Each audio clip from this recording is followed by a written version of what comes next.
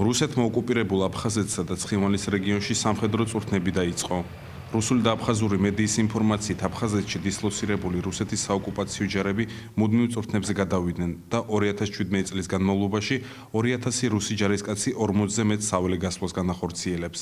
რუსეთის ფედერაციის სამხრეთის სამხედრო ოლქში აცხადებენ, რომ ჯარისკაცების თვითმფრინავი წვრთნა 20 დღიდან 2 თვემდე გაგრძელდება. გავრცელებული ინფორმაციით სამხედრო წვრთნები ოკუპირებული აფხაზეთის სხვადასხვა პოლიგონებზე, ასევე კრასნოდარის მხარისა და ვოლგოგრადის ოლქის პოლიგონებზე ჩატარდება.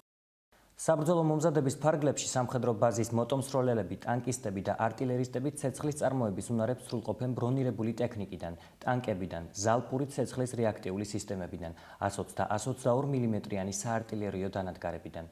ასევე ჩაატარებენ 500-ზე მეტ ტაქტიკურ სწავლებას საბრძოლო ქვედანაყოფების ტერიტორიული განაწილების მიმართულებით. შეგახსენებთ, რომ გასული წლის ნოემბერში ოკუპირებული გალის რაიონი ეგრეთ წოდებულ სამხედრო ქალაქად გამოცხადდა. არსებული ინფორმაციით ოკუპირებულ აფხაზეთში რუს სამხედრო მოსამსახურეთა რაოდენობა 15,000-მდე უნდა გაიზარდოს.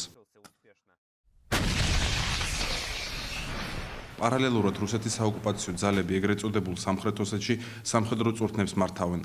საერთო ჯამში მასში 1500 სამხედრო მოსამსახურე იღებს მონაწილეობას. წვრთნებში გამოიყენება უპილოტო საფრენი აპარატები, არტილერია და ავტომატური იარაღი. სამხედრო მანევრები ძარცემის პოლიგონზე იმართება.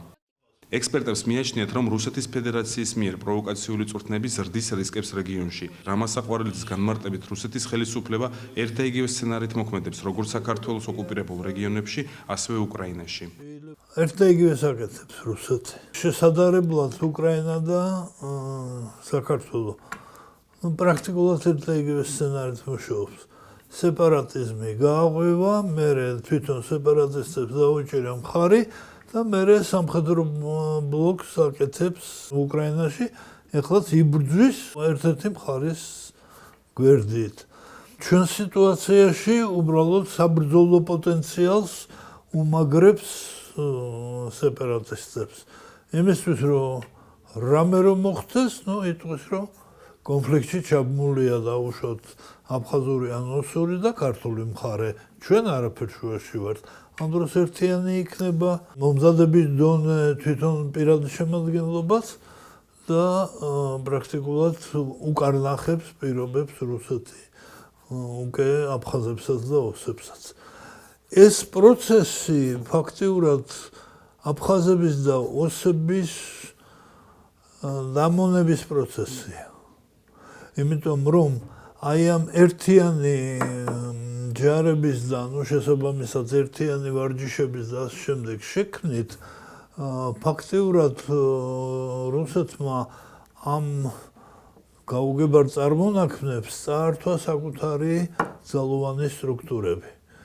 და რომც რამე მოინდომონ ისეთი რაც რუსულ სცენარში არ წერია, აი ამ სტრუქტურების საშუალებით რუსეთი პირველი ვისაც დასჯის ეგენი იქნებიან. 2008 წლის აგვისტო გახდა კატალიზატორი რუსეთისთვის, რომ თავიანთი სამხედრო ძალები კიდევ უფრო გაეთმაგებიათ და გაეძლიერებიათ მათი სწავლებები, იმიტომ რომ აგვისტომ უჩვენა, რომ რუსული ჯარი არ იყო მზად საომარი ოპერაციების საწარმოებლად.